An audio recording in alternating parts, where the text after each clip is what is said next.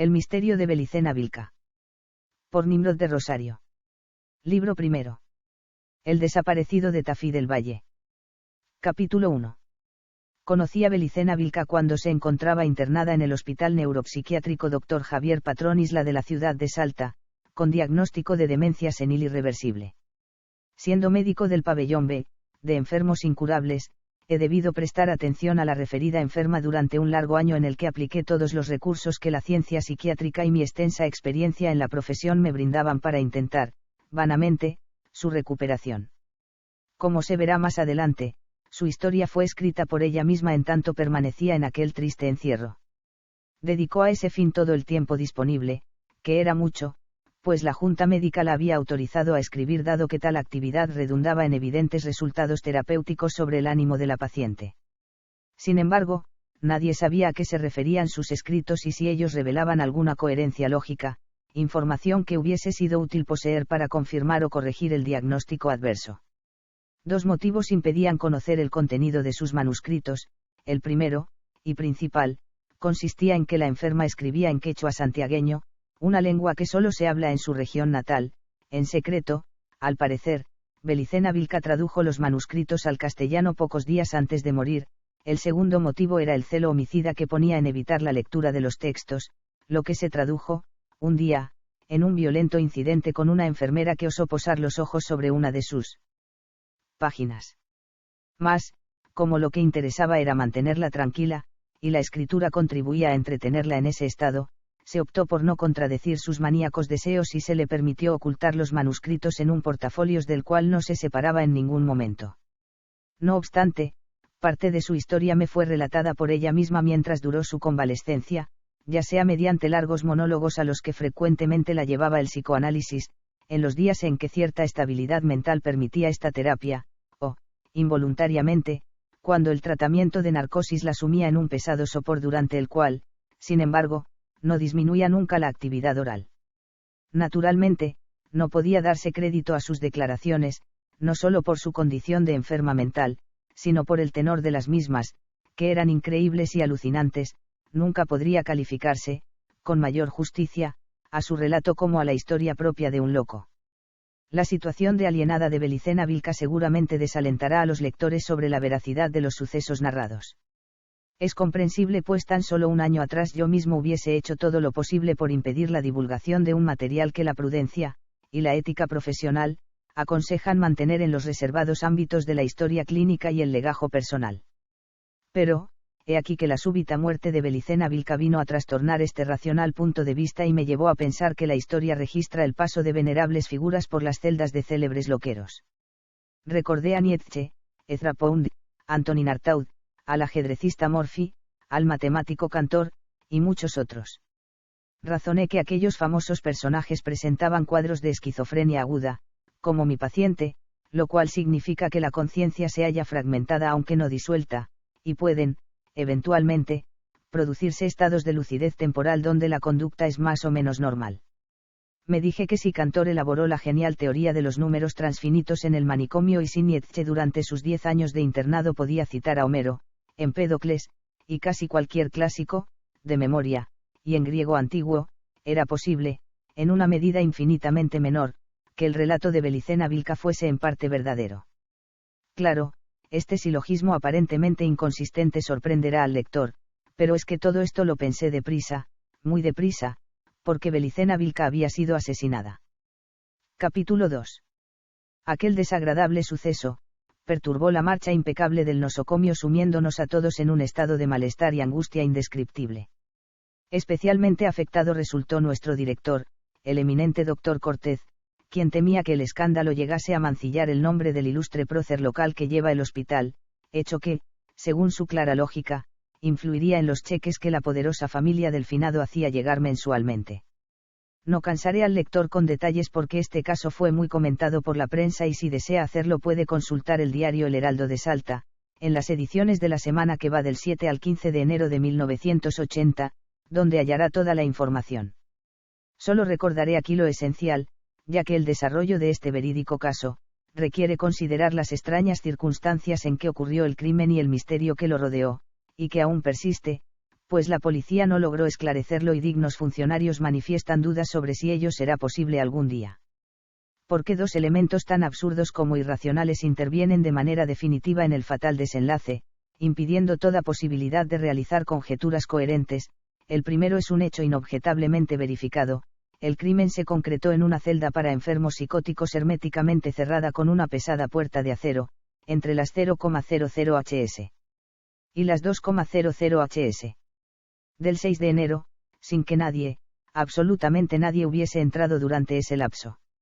Esto se comprobó, felizmente, gracias a un suceso fortuito. Siendo la noche anterior 5 de enero, es decir, día de festejo de Reyes Magos, parte del personal fue a repartir regalos al Hospital de Niños y al Orfelinato San Francisco de Asís.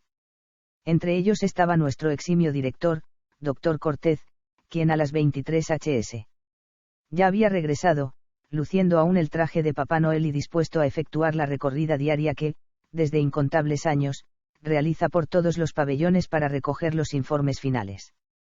Pues bien, el propio Dr. Cortez vio por última vez viva a Belicena Vilca a las 23,50 hs, cuando, a raíz de una crisis histérica en su segunda fase, promovió un general desorden en el pabellón B, corría desesperadamente en el reducido espacio de su celda, con los ojos fijos y desorbitados, mientras gritaba Pachachutkiyu, Pachachutkiyu, palabras que en ese momento eran incomprensibles, si bien reconocimos que se trataba del idioma quechua. Por otra parte, el ataque era sintomáticamente anormal en ella. El doctor Cortez ordenó una inmediata dosis de Valium, sumiendo a la infortunada Belicena Vilca en un sopor del que solo habría de salir un instante para ver la muerte de cerca, tal como lo sugería la expresión de tremendo horror con que se hallaba crispado su rostro cuando fue encontrada, ya muerta, 3 horas más tarde. Y aquí surge el misterio, el primer elemento que desconcertó y sorprendió a los avezados policías. Luego de ser atendida la paciente, serían las 0,00 horas, todos nos retiramos de la celda siendo esta cerrada por el doctor Cortez, quien inadvertidamente guardó la llave en uno de los bolsillos de su traje de Papá Noel olvidando luego depositarla en el tablero general de llaves. A las 3 de la mañana, al ir la enfermera de turno a recorrer la ronda habitual, notó la falta de la llave, de la cual nadie supo dar parte. Dedujo de ello que habría sido llevada por el doctor Cortez y, como los duplicados se encuentran en la oficina del mismo, no le quedó otra alternativa más que llamarle a su casa. No fue necesario hacerlo, pues la operadora del conmutador interno informó que el doctor aún permanecía en el hospital, aunque estaba a punto de retirarse. Avisado este de su error, decidió subir al pabellón B para entregar la llave y realizar una breve inspección ocular. Es decir, que durante esas 3 horas, la llave, único medio para abrir la puerta blindada de la celda, estuvo en poder del doctor Cortez. Pero el director del hospital era un hombre de reconocida trayectoria social, cuyas virtudes morales han sido siempre exaltadas como ejemplo digno de emulación, y de quien, por último, nadie osaría dudar, ni siquiera el experimentado policía Maidana a cargo de la investigación del caso. En fin, el doctor Cortez abrió la puerta de la celda acompañado por mí y la enfermera García exactamente a las 3,05 hs. Un olor penetrante y dulzón fue lo primero que nos llamó la atención. Era una fragancia como a sahumerio de sándalo o incienso y resultaba tan fuera de lugar allí, que nos miramos perplejos. Pero esto solo fue un instante, pues lo que vino después concentró toda nuestra atención. Belicena Vilca yacía en su lecho, sin duda muerta desde un tiempo atrás, con el cuello tumefacto a causa del estrangulamiento a que había sido sometida. El arma homicida, una cuerda color marfil, estaba enlazada aún en su cabeza pero suelta ya. Y los dos extremos caían suavemente sobre el pecho hacia el costado de la cama.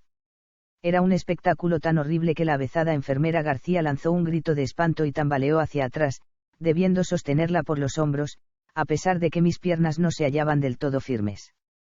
Y no era para menos, la muerta tenía las manos cerradas sobre las frazadas a ambos lados del cuerpo, posición en que debieron estar en el momento de la muerte y que la rigidez cadavérica conservó, lo que indicaba que no se había defendido de su misterioso asesino. Este debió infundirle tal terror que, aún observando cómo le pasaban el lazo por el cuello, y luego, sintiendo que él mismo se cerraba y le cortaba la respiración, solo atinó a aferrarse desesperadamente a la frazada. Tal deducción se afirmaba al contemplar el gesto de la cara, los ojos muy grandes y desorbitados, y la boca entreabierta, permitiendo ver la lengua hinchada, que parecía quebrarse en una palabra inconclusa, algo que quizá ya nunca sería pronunciado, quizá la misteriosa Pachachutkill. Expondré ahora el segundo elemento absurdo e irracional que, al intervenir con el peso contundente de lo concreto, eliminó cualquier esperanza de obtener una pronta y simple solución. Me explicaré mejor. El hecho incomprensible de que la puerta estuviese cerrada con llave cuando se cometía el crimen, primer elemento, podía pasarse por alto estableciendo las hipótesis lógicas, aunque improbables, de que el asesino poseyese otra llave o que existiese una conspiración por parte de miembros del cuerpo médico, etc. Al fin y al cabo tales hipótesis las formulaba la policía y lo que ellos pretendían era despojar al caso de todo misterio o ilusión sobrenatural. Pero la cuerda color marfil, segundo elemento, consistía en un objeto demasiado tangible para pasarlo por alto. El segundo elemento fue la evidencia de que algo siniestro e irracional se había instalado irresistiblemente entre nosotros. Se trataba de una cuerda de 1 metro de largo, construida con cabello, al parecer, humano, trenzado y teñido. Pero lo insólito estaba representado por las 2 medallas de oro, una en cada extremo, girando locamente en 2 pequeños conos de oro. Las medallas en sí constituían lo más absurdo del conjunto, exactamente iguales en sus formas de estrella de David, no lo eran, sin embargo, sus grabados e inscripciones. Una de ellas llevaba cincelado en relieve un trébol de 4 hojas labrado en el hexágono central, la otra mostraba un fruto que, indudablemente, correspondía a la granada. Yo las encontré parecidas a ciertas joyas masónicas que se hizo en una exposición del Rotary Club, pero la familiaridad terminó en cuanto hice memoria y razoné que el único punto de semejanza entre estas y aquellas era la estrella de David que, como todos saben, está formada por 2 triángulos equiláteros entrelazados. Es un símbolo adoptado desde hace milenios por el pueblo hebreo para identificarse, tal como puede comprobarse hoy día viéndola en la bandera del Estado de Israel. Las partes posteriores de las medallas llevaban inscripciones. Mas, estas, lejos de aclarar algo, aumentaban nuestra confusión pues estaban redactadas en 2 idiomas distintos. Una frase, grabada horizontalmente en el centro, estaba escrita en caracteres hebreos, aunque tales signos no eran los mismos en cada medalla. Rodeando a estas palabras había otra inscripción en letras latinas, esta vez idéntica para ambas joyas. En ese momento nadie pudo aclarar a qué idioma pertenecía, Adaesaid Draoimak HWCH. Las palabras hebreas, por su parte, decían, en la granada, y en el trébol. Como se comprenderá, esta curiosa cuerda enjollada daba toda la sensación de ser algo de uso ceremonial o religioso, atributo que el oficial Maidana captó de inmediato pues al examinarla no pudo evitar un gesto de repugnancia y una exclamación. Pues esto es algo judío. Capítulo 3. Yo sé que mucha gente poderosa de nuestro país considera que todo correcto oficial de policía debe profesar imprescindiblemente la ideología nacionalista, y sé también que dicha indefinible ideología se opone a los grandes internacionalismos tales como el marxismo, la masonería, el sionismo, las corporaciones multinacionales, etc., y hasta a la política exterior de las potencias imperialistas. En la ideología nacionalista es creencia corriente que todas esas vastas organizaciones convergen en una cúpula de poder, situada en algún lugar del mundo, verdadero gobierno secreto al que llaman sinarquía internacional. La sinarquía habría desarrollado una estrategia cuya ejecución ha de conducir a la formación de un gobierno mundial que regiría sobre todas las naciones de la Tierra. Las diferencias y contradicciones que se advierten entre las grandes organizaciones mencionadas serían de orden táctico y puramente exteriores, en los vértices de poder todas coincidirían y los esfuerzos generales estarían encaminados a cumplir la estrategia sinárquica. En la ideología nacionalista es dogma, desde hace un siglo, que la sinarquía ha sido fundada por los judíos con la pretensión de asegurarse el dominio del mundo y dar así cumplimiento a profecías emanadas de la Biblia y a mandamientos del Talmud. Por eso los nacionalistas que sostienen estas ideas suelen odiar ardientemente a los judíos. No me sorprendió, entonces, la exclamación antijudía del oficial Maidana, pero, entendiendo que se trataba de una impresión apresurada, traté de hacerle comprender que atribuir un origen judío a la cuerda homicida, solo porque las medallas tenían forma de estrella de David, era cuando menos aventurado. En efecto, tal símbolo es utilizado también por otras religiones o sectas como la masonería, la teosofía, los rosacruces, las iglesias cristianas, etc. Además, le dije, estaba la granada y el trébol constituyendo una combinación extraña, y las inscripciones indescifrables. Y el cordón de cabello teñido. Número. No sería tan fácil calificar el conjunto. Aunque parezca increíble, algo faltaba en la celda de Belicena Vilca, el portafolios con todos sus escritos. La policía, al enterarse de su contenido, y considerarlo como absolutamente carente de valor, descartó de inmediato una posible sustracción y se negó terminantemente a vincularlo al móvil del crimen. Antes bien, intentó persuadirnos a nosotros de que el portafolios pudiese haber ido a parar al incinerador del hospital, sea por accidente, sea por represalia de alguna enfermera fastidiada por el excesivo celo con que lo cuidaba la enferma. Capítulo 4. Ya se sabía en el hospital sobre Belicena Vilca. Llegó en diciembre del 78 en una ambulancia del ejército. 2 fornidos suboficiales la acompañaron hasta la oficina del director y entregaron a este, una carta del jefe del 230 Regimiento de Caballería con asiento en Salta, coronel Mario Pérez, junto con un sobre conteniendo documentación y una ficha médica. En la carta, nos informó luego el doctor Cortez, el coronel le solicitaba que ingresara como paciente del hospital a Belicena Vilca, quien padecía una enfermedad mental debidamente comprobada por los médicos militares que firmaban los estudios adjuntos.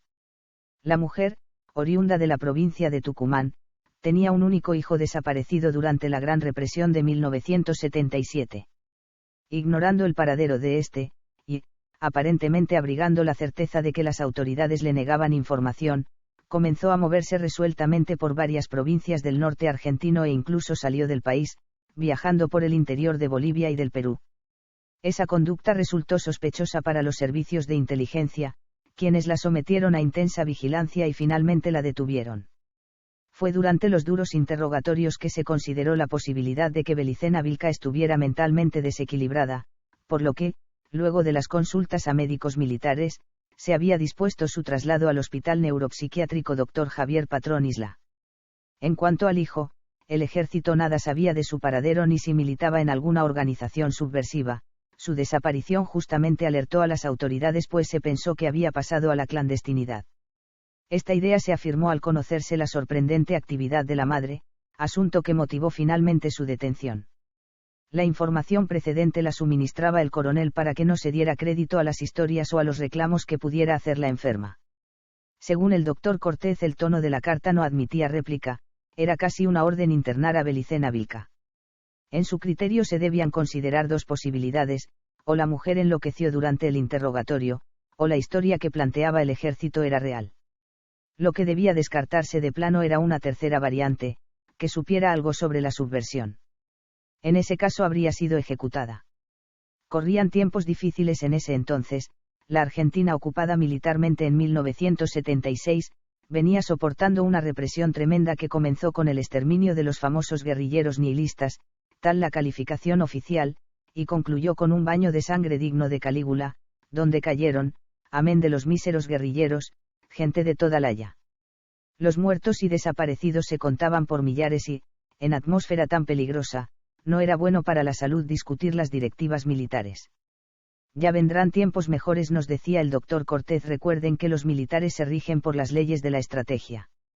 Y con su habitual erudición, nos citaba a Maquiavelo, genio de la estrategia, que en su obra El Príncipe dice: al apoderarse de un Estado todo usurpador debe reflexionar sobre los crímenes que le es preciso cometer, y ejecutarlos todos a la vez, para que no tenga que renovarlos día a día y, al no verse en esa necesidad, pueda conquistar a los hombres a fuerza de beneficios. Porque las ofensas deben inferirse de una sola vez para que, durando menos, hieran menos, mientras que los beneficios deben proporcionarse poco a poco, a fin de que se saboreen mejor. Esta era, para el doctor Cortez, la filosofía del gobierno. Recuerdo como si fuera hoy cuando acompañé a Belicena Vilca al pabellón B, impresionado por su trato culto y su sencilla prestancia. Sin ser realmente alta lo parecía debido a su cuerpo menudo pero erguido, el cabello negro y lacio, de suaves filamentos, le caía hasta la cintura. Los ojos, ligeramente rasgados, eran verdes y la nariz, algo prominente, daba un efecto de firmeza al rostro, enmarcado en un óvalo casi perfecto. Su boca, proporcionada, era de labios carnosos, las cejas, pobladas y rectas sobre los ojos.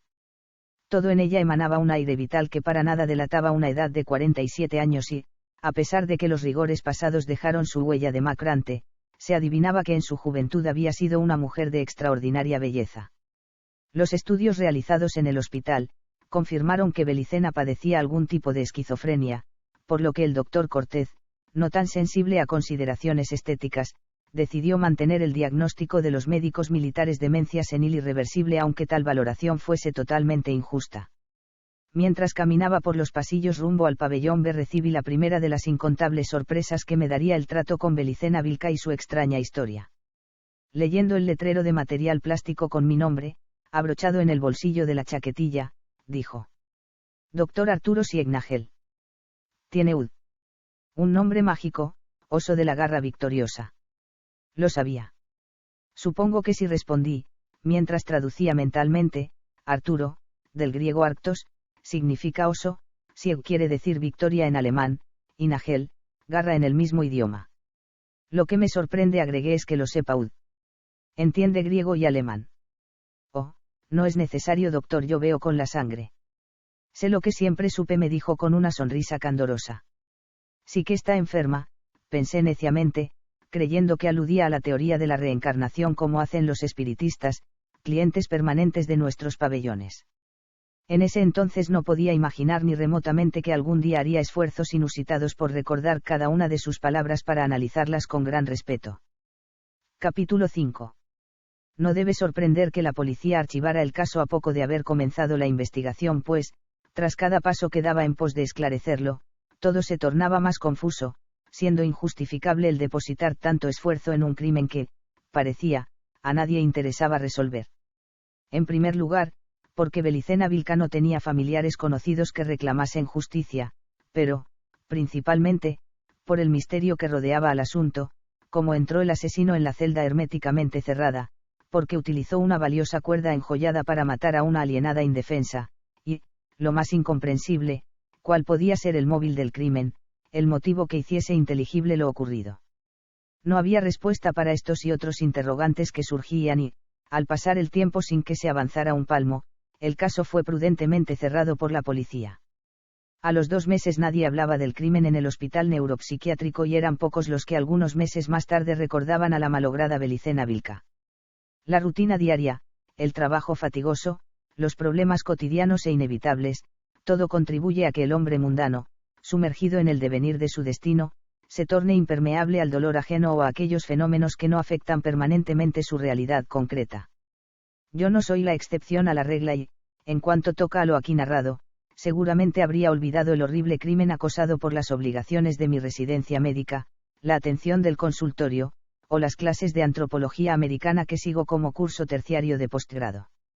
Digo habría olvidado porque la historia de Belicena Vilca invadió de pronto mi propio mundo, trastornándolo todo, conduciéndome hasta el borde del abismo demencial en que ella sucumbiera. Como dije, la policía se desinteresó bien pronto del crimen.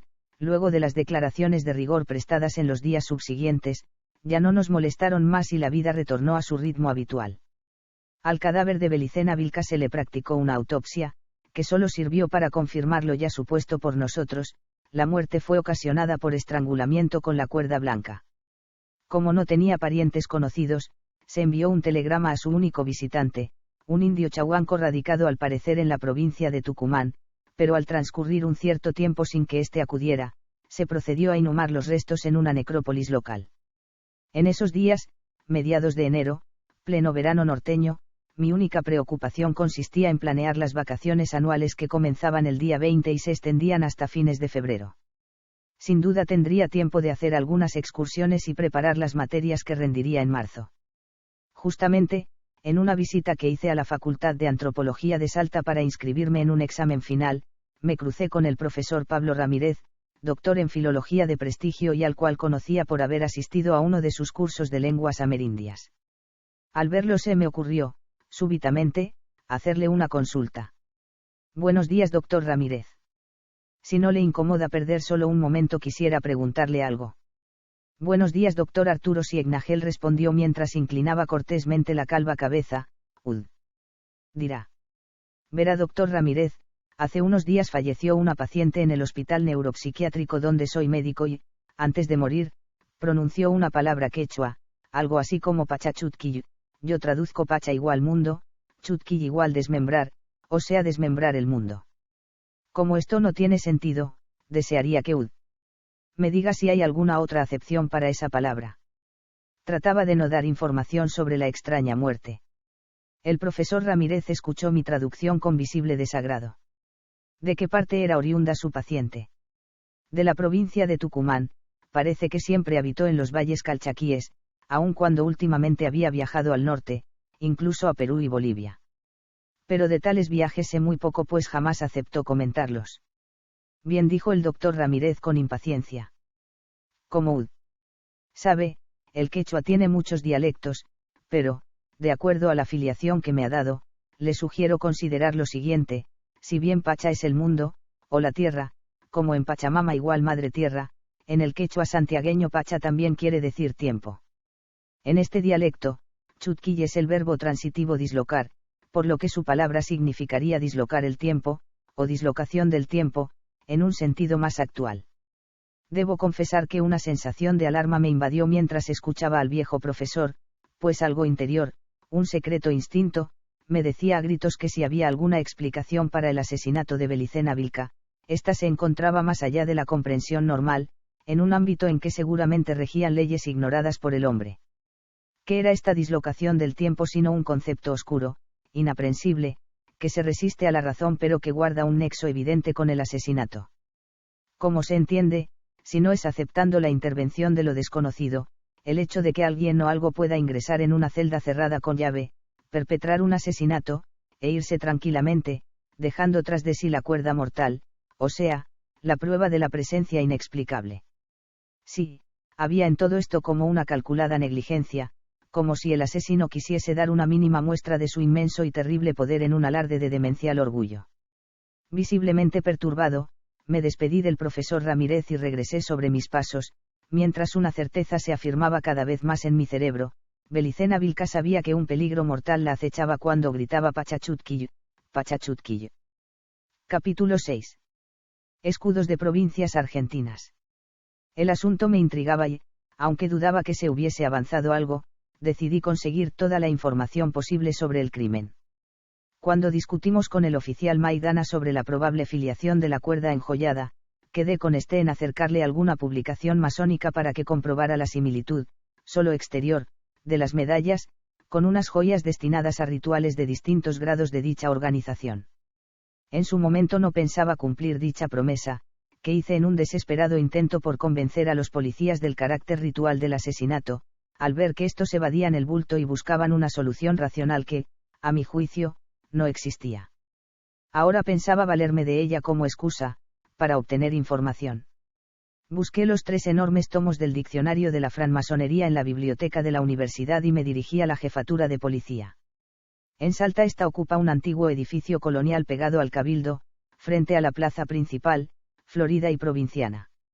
Estacioné el automóvil junto a un parquímetro, a varias cuadras de mi destino y caminé por la calle Belgrano rumbo al centro. Al llegar a la iglesia del Sagrado Corazón, con su edificio de más de 300 años, iba pensando en la juventud de la América Blanca ante la milenaria Europa. A pesar de que aquí no se construyó nada más atrás de 400 años, nos estremece lo secular, que sentimos antiguo y remoto. Me faltaba transitar la cuadra de la Recoba con sus arcos centenarios, bajo los cuales se puede tomar un café y leer el diario o simplemente contemplar los altos cerros lejanos que rodean el Valle del Lerma. Atravesé varios pasillos de aspecto sombrío, hasta encontrar una puerta coronada por un cartel enlozado cuyas cachaduras apenas permitían leer Oficina General de Investigaciones. Más abajo otro cartel, de plástico, anunciaba Subcomisaría Maidana, llame antes de entrar. Las cosas salieron mejor de lo que yo esperaba. Mientras el oficial Maidana, con salvaje alegría, examinaba los diccionarios, en mis manos se deslizaban febrilmente las pocas fojas del expediente caratulado: Belicena Vilca, homicidio intencional. Así, acompañado por los insultos que el policía nacionalista lanzaba cuando algo de lo que leía causaba su furia, pude averiguar lo que deseaba. Se habían practicado análisis varios a la cuerda homicida, siendo esta destruida en parte durante los ensayos. Una de las medallas fue fundida y el material sometido a análisis de espectroscopía molecular, citándose en fojas el informe final y remitiéndose al informe principal adjunto, para cualquier discusión sobre la interpretación del mismo. La conclusión era que, de acuerdo a los minerales y metales que intervenían en la aleación del oro, este tendría como seguro origen un país de Europa, España. Con más precisión se mencionaba la zona Río Tinto, en la provincia de Huelva. Caballero Cadoch, ¿qué carajo quiere decir esto, doctor? Interrumpió bruscamente mi lectura el oficial Maidana, que leía Ritual del grado 30.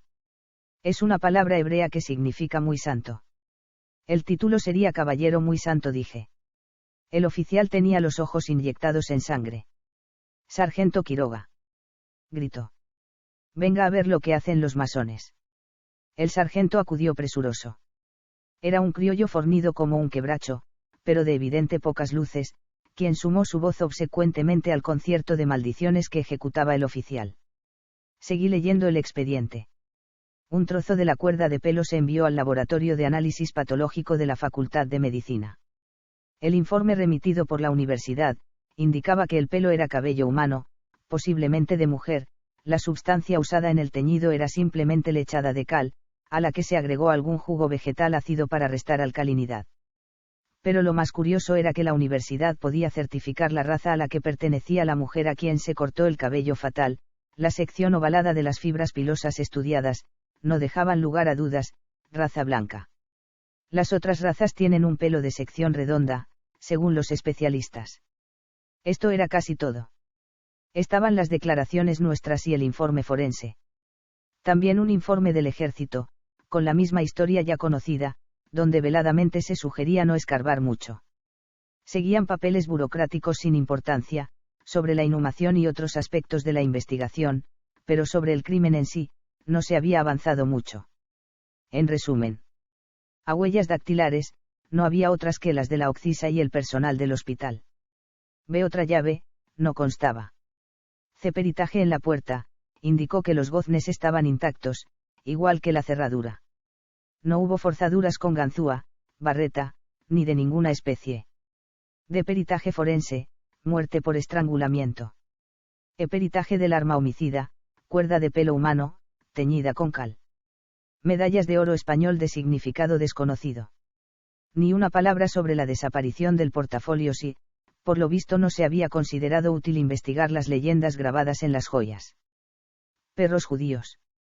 Gritaba el oficial, que leía el artículo jesuita donde hay un cuadro titulado La Compañía de Jesús vista por la masonería, en el cual se ve, entre innumerables símbolos de todo tipo, al superior general de la orden jesuita sentado sobre una montaña de cráneos, de donde asoma también la cruz de Cristo. Como buen nacionalista católico se sentía agraviado, ofendido personalmente, por la perfidia de la judeo-masonería. No creí conveniente aclararle que la Compañía de Jesús creó, en el siglo XIX, el rito masón del Real Arco, el cual fue finalmente adherido al Gran Oriente inglés del rito escocés antiguo y aceptado, con lo que ambas organizaciones establecieron puntos de contactos permanentes. Desgraciadamente la prueba está a la vista hoy día, al considerar el marxismo aristocrático que sustentan los pensadores jesuitas. Sería ridículo admitir la existencia de una sinarquía internacional y creer que la Iglesia romana, organización temporal, está exenta de su control. Pero sería inútil, el oficial no aceptaría ese razonamiento. Cargué los pesados tomos y me despedí del subcomisario Maidana.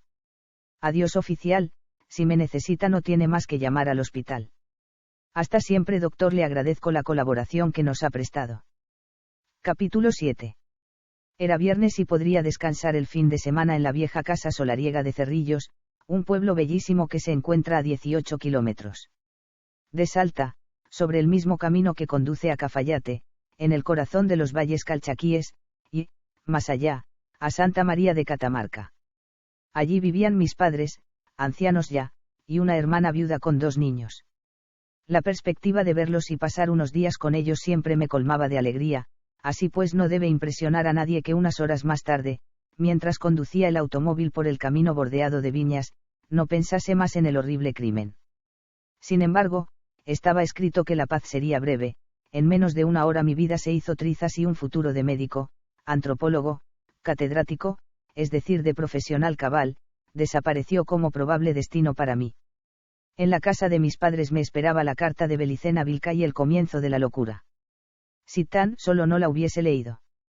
Cuánto dolor, muerte y duelo causé a mis seres queridos por haber leído aquella carta y, Lo más nefasto, haber creído en lo que ella decía. Y con seguridad, nada nos habría pasado de no recibir la carta. Cuánto me arrepentiría 3 meses después por haberle dado crédito, en ese mismo lugar. El lunes siguiente comenzaban mis vacaciones, y al volver al hospital, en marzo, todo estaría olvidado. No debí leerla, esa fue mi última oportunidad de continuar siendo normal, es decir, cómoda y mediocremente normal, amado por todos, respetado por todos, y, desde luego, por el buen Creador. Sí, no es una blasfemia, el buen Dios Creador debía estar orgulloso de mí, no interfería para nada sus grandiosos planes, y contribuía en la medida de lo posible al bien común que más se podía esperar de un humilde médico psiquiatra salteño. Pero mucho me temo que ahora que lo he perdido todo, hasta he perdido el favor del Creador. Habrá que leer la carta de Belicena Vilca y conocer el resto de la historia para disentir o coincidir conmigo. Como dije, no debí haberla leído y todo habría continuado igual. Pero está visto que en la vida de ciertas personas hay como trampas cuidadosamente montadas, basta tocar un resorte para que se desencadenen mecanismos irreversibles. Capítulo 8. Canuto, el perro ovejero, se acercó corriendo para festejar mi llegada, mientras maniobraba con el coche y cerraba la tranquera. Todavía me faltaba recorrer otros 200 metros hasta la casa, hice subir a Canuto en el asiento delantero y arranqué. Así era siempre, manejaba con una mano y con la otra acariciaba al viejo can durante esos 200 metros, que le pertenecían solo a él. Vi acercarse la figura de mis padres, sentados bajo los centenarios lapachos del patio y sentí las risas de mis amados sobrinos. Era la familia, una de las cosas más bellas que puede concebir un solterón empedernido como yo. Buongiorno a tutti bromeé mientras bajaba el maletín y buscaba las consabidas golosinas para los niños. ¿Qué tal van las viñas, papá? Mejor que nunca, Arturo. Hay unas uvas que son la gloria de Baco, pero ¿de qué nos sirve esta abundancia si este año no tendremos vendimia? Oh mein Gott. Este gobierno llevará a todo el mundo a la quiebra. Bueno, papá, calma, ya no tienes que hacerte mala sangre. Mira, te traje un regalo. Le alcancé el casete de Angelito Vargas y, mientras lo colocaba en el reproductor portátil, sorbí el mate que mi hermana cebaba y hacía circular silenciosamente de mano en mano. Toma, hijo, hace 5 días llegó una encomienda para ti. La retiramos para hacértela llegar, pero como nadie iba para Salta quedó aquí. Debes dar tu domicilio de la ciudad, algún día puede llegarte algo urgente aquí y tú no estarás, mamá continuó riñéndome en tanto la voz de Angelito Vargas desgranaba el tango a pan y agua. Pero yo no escuchaba nada. Absorto en el remitente del paquete, donde claramente se leía Belicena Vilca, mi corazón parecía haberse detenido. El paquete contenía el portafolio y, dentro de él, un sobre con una extensa carta, tan extensa que, se diría, Belicena Vilca empleó todo su tiempo libre, durante meses, en escribirla. A continuación la transcribo sin quitar ni agregar una coma. Deseo que el lector comparta en toda su dimensión el misterio que se abría ante mí al leer aquella asombrosa misiva. El sobre ostentaba una leyenda, escrita a mano con fina caligrafía. Dr. Arturo Siegnagel. Presente. Rasgué el sobre y leí febrilmente.